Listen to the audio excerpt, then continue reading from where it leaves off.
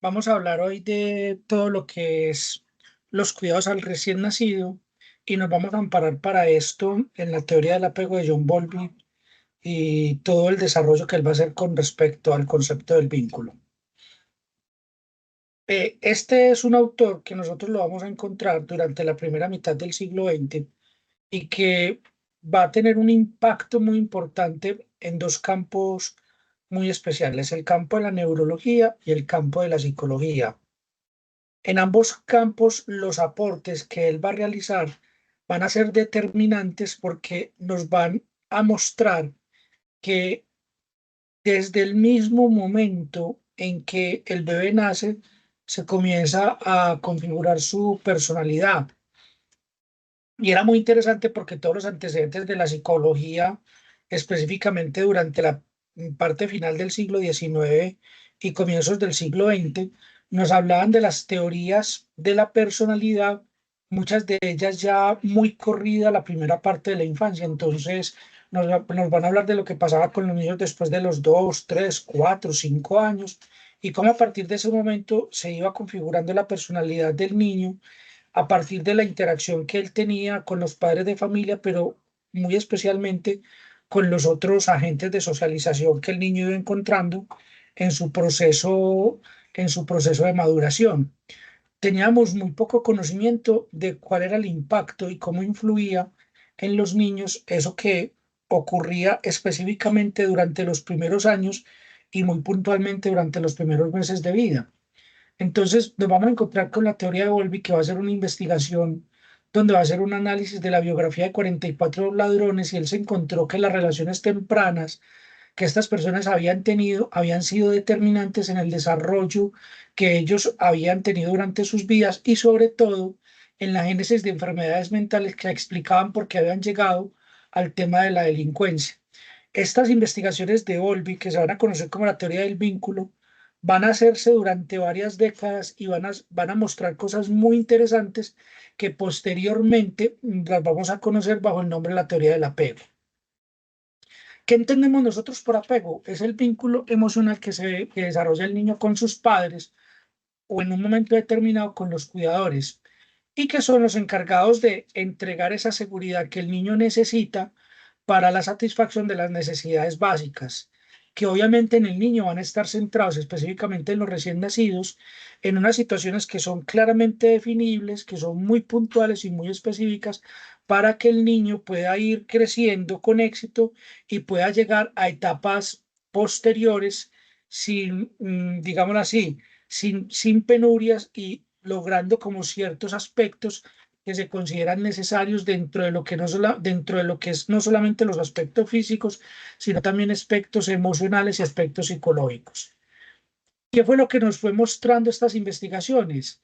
Que la teoría del apego muchas veces generaba o sentimientos de seguridad o de ansiedad o temor en la medida que el niño se le iban satisfaciendo con necesidad, con éxito esas necesidades básicas, o en el caso de la ansiedad o el miedo, cuando no se le satisfacía de manera total esas necesidades que él iba experimentando durante esos primeros días o esos primeros meses de vida. Esto ya nos mostraba cosas muy interesantes. En la década del 40 y el 50, por ejemplo, ya en términos neurológicos se comenzaba a mostrar la importancia que tenía todo lo que estaba alrededor, por ejemplo, de los contactos que estaban mediados por el afecto y la ternura. Entonces nos dábamos cuenta que cuando los niños eran reconocidos desde el afecto, desde la ternura y desde el amor, eran más propensos a desarrollar una mayor cantidad de mielinización que a su vez desde el punto de vista neurológico explicaba la mayor facilidad para hacer redes sinápticas y que finalmente determinaba la inteligencia de los niños. En otras palabras muy simples, entre más afectuoso si es con el niño, entre más tiernos es con los niños durante los primeros 6 meses de vida, tienen un mayor grado de mielinización y al tener un mayor grado de mielinización, por ende, terminan siendo mucho más inteligentes. Por ende, cuando el niño no tiene estos grados de afecto y de ternura, la mielinización no tiende a desarrollarse de la manera como se desarrolla con aquellos niños que se reconocen desde estas dos emociones básicas y que son tan importantes para el desarrollo en esta primera parte de la infancia. ¿Qué dice la teoría del apego? ¿Cierto? Que eh, sobre todo en la manera como se satisfacen estas necesidades básicas, vamos a crear en los niños más adelante personalidades que van a ser o personalidades que son seguros de sí mismos o personalidades que son ansiosas. Y esto determina la vida adulta porque es la manera como nosotros nos vamos a seguir enfrentando a la vida a partir de esas primeras experiencias y de la manera como el niño resolvía las mismas. Entonces aquí estamos hablando de sentimientos de protección y de continuidad para la especie. Y que a partir de ahí se van a desarrollar muchas otras teorías psicológicas que terminaban siendo muy importantes para todo esto. ¿Por qué era tan importante este tema? Porque nosotros ya habíamos identificado a nivel psicológico un concepto que, aunque originariamente lo trabajaba el psicoanálisis, terminaría siendo la punta de lanza para la importancia que tenía que ver como toda esta teoría del apego de John Bowlby, era el desvalimiento originario. Y es que nosotros al nacer tenemos esa condición de desvalimiento, somos una de las especies que tiene una infancia más prolongada. ¿Y por qué tenemos una infancia tan prolongada? Porque somos una especie que le invertimos mucho a nuestro proceso no de hominización, sino a nuestro proceso de humanización. O sea, tenemos que aprender muchas cosas para poder interactuar en sociedad. Por eso somos una especie que tiene una infancia tan larga como la tenemos nosotros, ¿cierto? Entonces nosotros somos una especie que vive en promedio entre 70 y 80 años, pero calculamos que esa primera y segunda infancia tranquilamente va hasta los 12 años.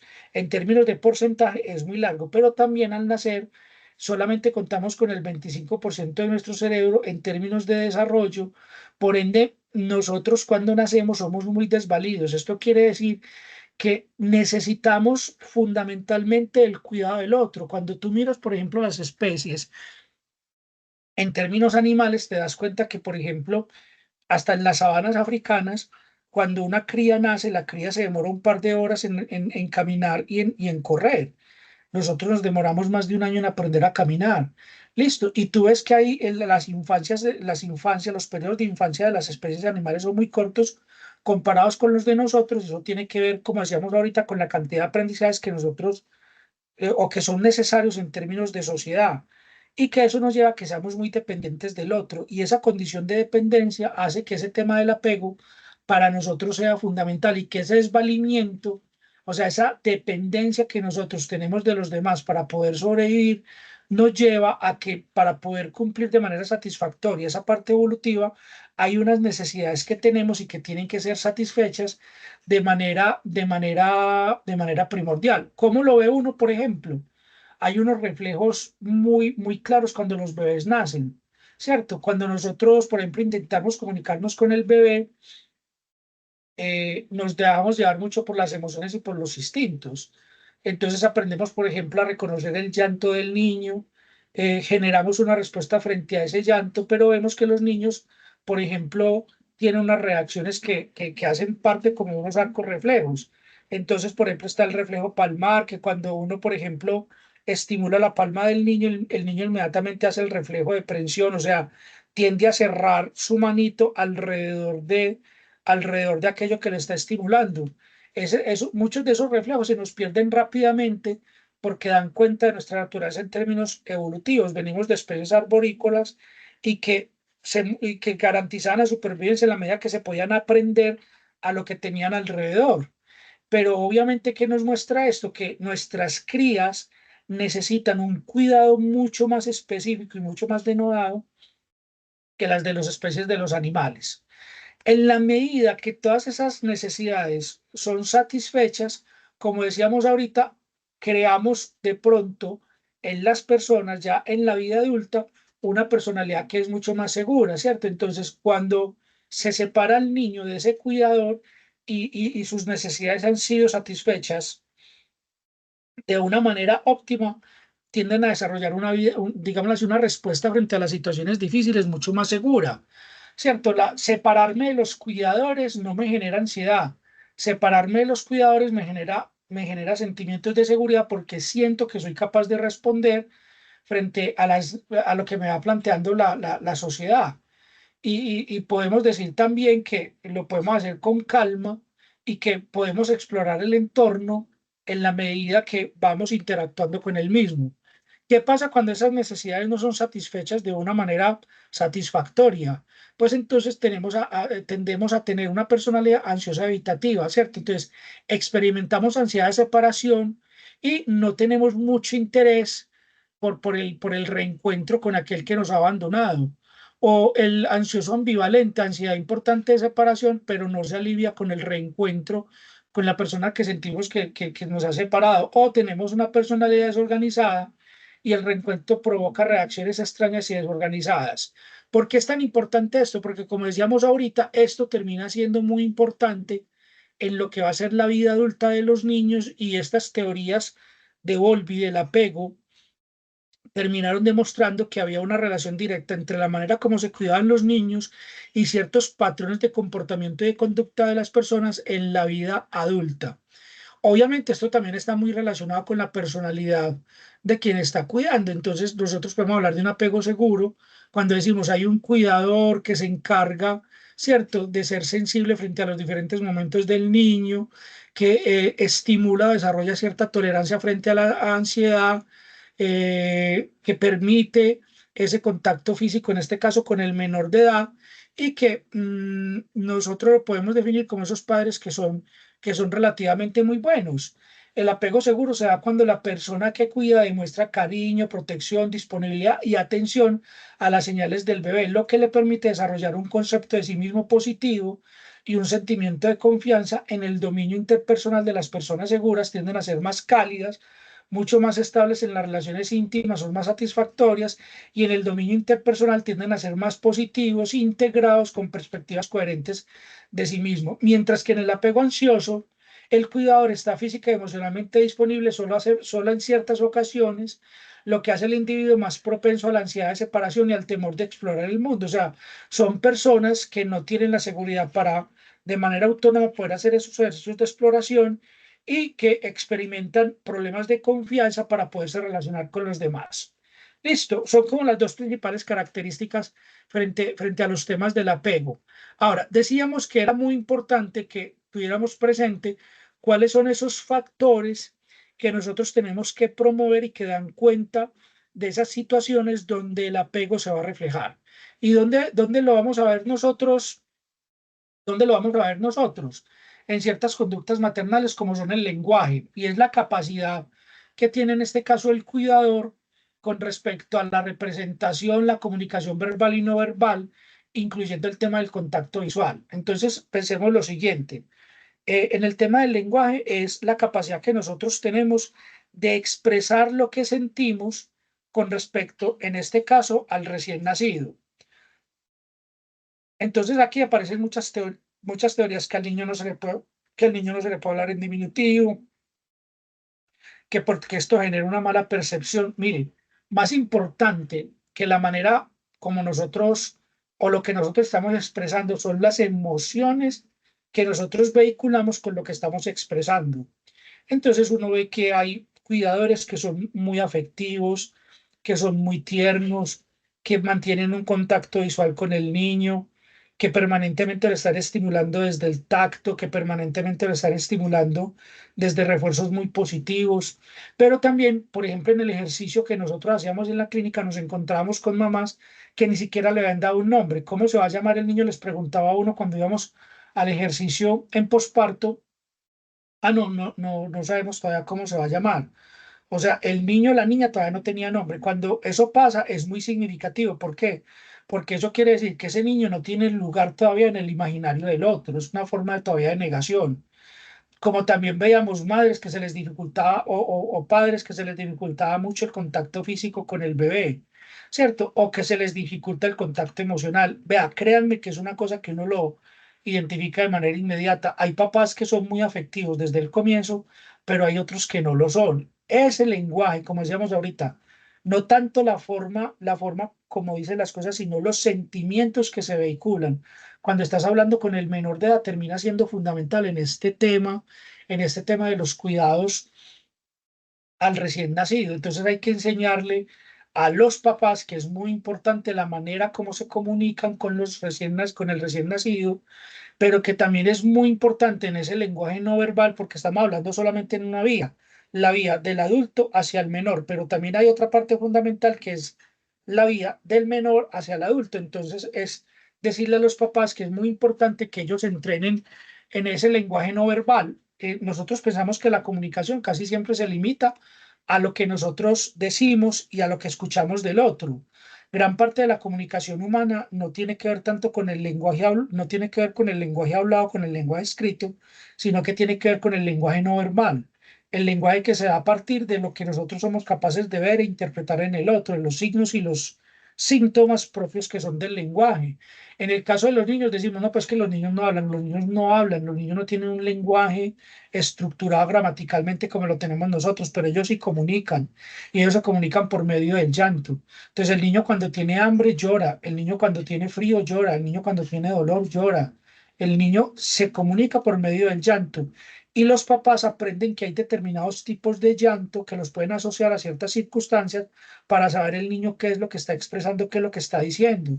Entonces muchas veces los papás aprenden que, por ejemplo, el llanto a las 6 7 de la noche es el llanto de cansancio, que es el preludio del sueño, ¿cierto? O el llanto de la mañana es el llanto de cámbiame el pañal. El papá aprende, los papás aprenden, los cuidadores aprenden a identificar el tipo de llanto, cómo puede ser, incluso hasta la tonalidad. Hay un desarrollo muy bonito por parte de una enfermera que dice que el llanto es el lenguaje de los bebés, entonces que la obligación que nosotros tenemos como cuidadores es aprender a identificar el lenguaje del bebé para nosotros poder tener una comunicación mucho más asertiva. La capacidad de respuesta, ¿cierto? Es la reacción de la madre y la forma de responder frente a las necesidades del bebé. Entonces, en esa medida, cuando yo aprendo, por ejemplo, a reconocer el tipo de llanto, yo también tengo que movilizarme en términos de acción para poder solucionar lo que para el bebé se presenta como una necesidad. Entonces, si el niño llora, entonces la mamá, ¿qué hace? La mamá, hay mamás que por instinto inmediatamente cogen y revisan el pañal para ver si está sucio. Listo. Le tocan el estomaguito, porque que si el estomaguito está, si el abdomen está distendido, es porque posiblemente tiene gas. Entonces, venga, le saco los gases. Cuentan cuánto tiempo ha pasado entre la última ingesta. Entonces, ha pasado tanto tiempo, listo. Entonces, ya lo que debe tener es hambre. Entonces, las mamás y los cuidadores van identificando según esas necesidades, según la experiencia, ¿cierto? ¿Qué es lo que el bebé necesita y qué se tiene que hacer? O sea, ¿cómo respondemos frente a esa necesidad? Pero eso tiene que ver en la medida que el adulto interactúa con ese bebé, lo va conociendo cómo son sus reacciones, va conociendo cuáles son sus necesidades y cómo puede satisfacer las necesidades de ese bebé.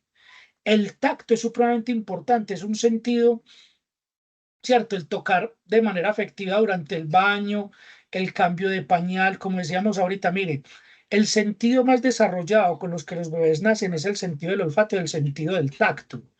Hay un texto que a mí me parece muy lindo, que yo siempre recomiendo la lectura, se llama El derecho a la ternura, del psiquiatra Luis Carlos Restrepo, y en el derecho a la ternura, él dice que lamentablemente hay órganos de los sentidos que nosotros privilegiamos mucho desde la cultura, pero que lamentablemente otros órganos de los sentidos también los hemos ido castrando. Uno de esos órganos de los sentidos privilegiados es la vista, pero uno de los que hemos castrado es el tacto. Incluso acuñamos frases como ver y no tocar se llama respetar. Nosotros aprendemos por medio del tacto, ¿cierto? Es un sentido que lo tenemos para que podamos por medio de sentir, por medio de nuestra piel, podamos sentir con lo que nos estamos relacionando en el entorno. Es una manera muy bonita de transmitir lo que nosotros somos, lo que estamos sintiendo y de percibir al otro, ¿cierto? Transmitimos mucho con una caricia, pero también transmitimos cuando agarramos algo, ¿cierto? Hay una diferencia entre acariciar y agarrar. Y hay una diferencia en términos de la intensidad frente al ejercicio que tú estás realizando. Transmites mucho con el tacto a las personas y específicamente a los bebés. Tú aprendes a reconocer cuando te están acariciando, cuando te están agarrando, ¿cierto? Cuando te están tocando, cuando te están pegando, cuando es un contacto que es placentero, cuando es un contacto que es displacentero. Y si nosotros somos consecuentes con ese desarrollo neurológico que los niños tienen, uno de los órganos de los sentidos que más estimula, ¿cierto? Y que más le transmite al menor de edad es el del tacto. Entonces, los niños son muy perceptivos y aprenden a reconocer muchos sentimientos y muchas emociones que tú transmites solamente en la manera como los estás tocando. Por supuesto, el tema de la alimentación.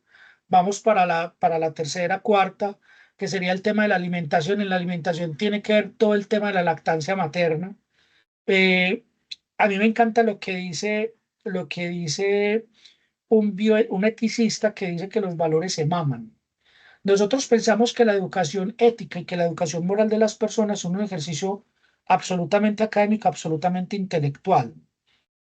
Sin embargo, hay autores que tienen unas teorías que son mucho más agresivas, pero que a mí me parecen absolutamente cautivantes. ¿A qué hace referencia cuando nosotros decimos que los valores se maman? Hacemos referencia a que mucho de lo que nosotros somos lo transmitimos desde el mismo momento de la lactancia. Es el primer gesto de amor que tenemos para con el otro, ¿cierto? Es un gesto de amor que nos marca para toda la vida. En términos fisiológicos, ustedes van a aprender en la carrera la importancia que tiene el tema de la lactancia, ¿cierto? Los nutrientes que se transmiten, el sistema inmunológico, pero aquí es muy importante que entendamos que no solamente transmitimos nuestro sistema inmunológico y los nutrientes que el niño necesita para crecer, transmitimos la mejor manera de transmitir el afecto y el cariño se da por medio del contacto que se establece a través de la lactancia materna. En la clínica que nos encontramos nosotros cuando hacíamos este ejercicio, en los primeros, como decíamos ahorita, en la comunicación, en la capacidad de dar respuesta, en aprender a interpretar las necesidades del bebé, uno ve que la mayoría de las mamás vienen con una muy buena disposición para hacerlo y si no lo saben, para empezar a adquirir esa competencia, esa herramienta. ¿Qué sucede con el tema de la lactancia materna? Una cosa fundamental. Lo que sucede con el tema de la lactancia materna es una cosa increíble.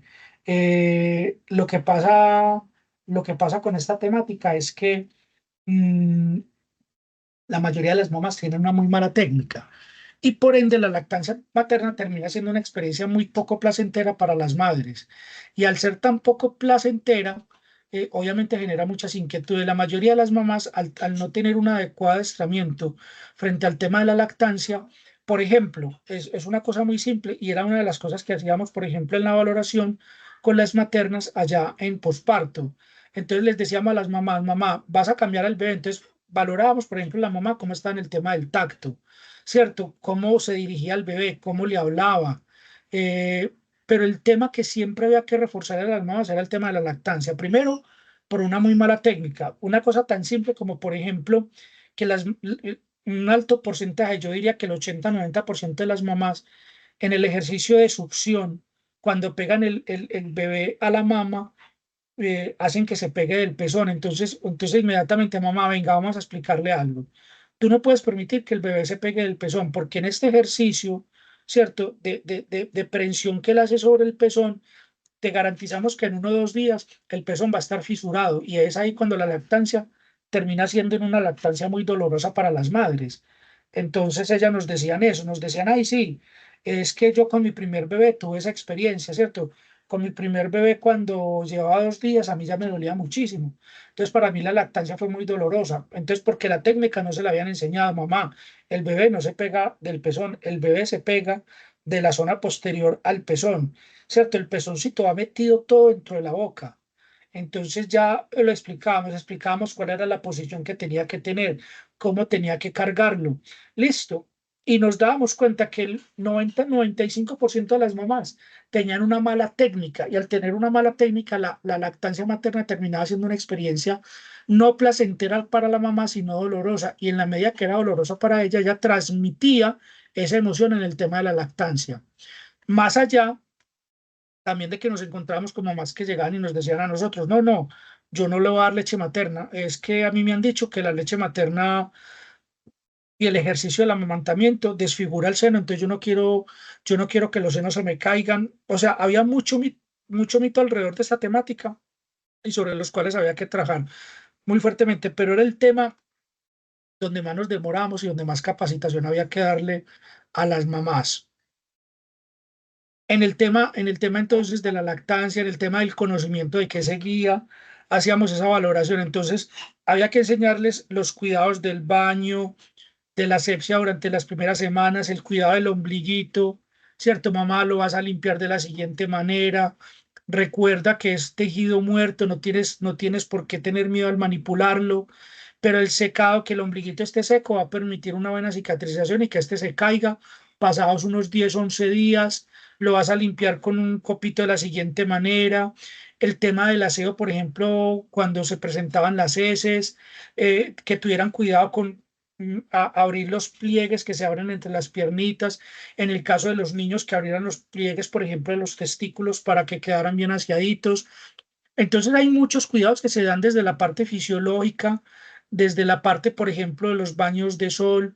Todo lo que tenga que ver con esos cuidados es una forma en que nosotros transmitimos el cariño, el amor y la ternura para los niños, y se mide, como decíamos ahorita, primero, en la manera como nos comunicamos, en la manera como damos respuesta, en el lenguaje que nosotros utilizamos, en el tema de la lactancia y en el tema del conocimiento de todo lo que necesitamos nosotros para poder satisfacer esas necesidades. Cuando un niño, estas necesidades están bien satisfechas, cuando en el niño todas estas necesidades están bien cubiertas por parte del cuidador, esto nos lleva a que tengamos posiblemente un apego mucho más seguro, ¿cierto? Que tenga en la vida adulta una persona que cuando se aleje de esos objetos de seguridad, tenga más confianza en sí mismo ese adulto para hacer la exploración del entorno y para que cuando se vuelva a encontrar con esos objetos que se perdieron por un momento, no desarrolle sentimientos de ambivalencia, sentimientos de separación o de rabia porque se perdió ese objeto en un momento determinado, que es lo que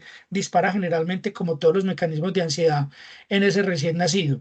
¿Por qué es la importancia de todo este tema? Hombre, porque nos prepara para que el nacimiento del bebé sea una etapa llena de experiencias muy satisfactorias, tanto para el cuidador como para el bebé, porque nos ayuda a comprender, a responder de forma sensible a las necesidades emocionales del niño, porque hace que la experiencia de la lactancia sea una experiencia llena de amor y que cuando lo hacemos con una buena técnica no sea sinónimo de sufrimiento y dolor para la materna y esas emociones asociadas al sufrimiento y al dolor se le transmitan al niño, ¿cierto? Para que estemos seguros cuando lo estemos tocando, cuando lo estemos acariciando, ¿cierto? Para que podamos satisfacer esas necesidades, ¿cierto? Para que cuando se den esos momentos de separación el niño no se deprima, sino que el niño sea seguro de sí mismo, ¿cierto? Para que en la vida adulta sean personas autónomas y que puedan relacionarse de una manera más segura con las demás personas y para que tengamos una vida familiar estable.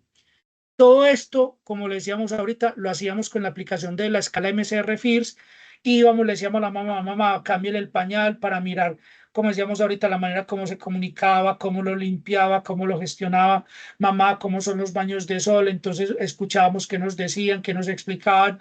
Hábleme del programa, cuándo lo vas a llevar a vacunas, cuándo lo llevas a crecimiento y desarrollo, porque es importante que los niños vayan a crecimiento y desarrollo. Mamá, muéstrame cómo lo pegas, mostrarme cómo es el tema de la lactancia, cómo utilizar los pañitos húmedos, mamá, cuando el niño está dormidito y es hora de que se pegue de la mama, cómo estimulas eso, ¿cierto? Entonces, ¿cómo lo vas a estimular? ¿De qué te vas a valer?